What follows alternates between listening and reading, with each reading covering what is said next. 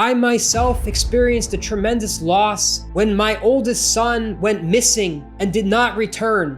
Got a shocking development in the race for Minnesota governor. The Republican candidate there abruptly suspending his campaign.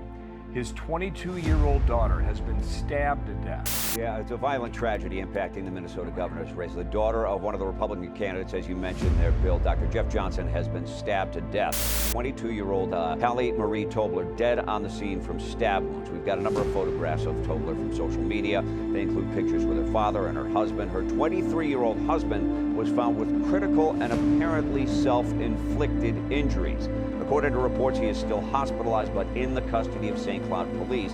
Police believe that he is responsible for the death of Hallie Marie Tobler. At last report, that husband had not been charged and therefore is not named.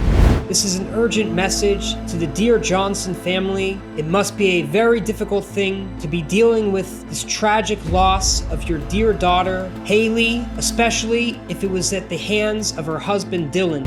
I know how it feels as a parent to experience loss and heartache, and I can tell you face to face, it's not a time to quit. This is exactly the time to continue with more strength, and God Almighty will help you, but you must recognize the situation for what it is. You have a holy mission as the gubernatorial candidate in the state of Minnesota, a holy mission from the creator of the world to continue your campaign and to win and represent the people of the state of Minnesota and to represent the people of the United States as a believer in what is good and true and right. And you must recognize that this terrible tragedy that you and your family are experiencing is only to propel you forward and is not to stop you. There would be nothing more glorifying for Hallie's memory that you would continue your campaign and win. This setback is not designed to take you down, but rather to lift you up. The Torah explains that when you have an olive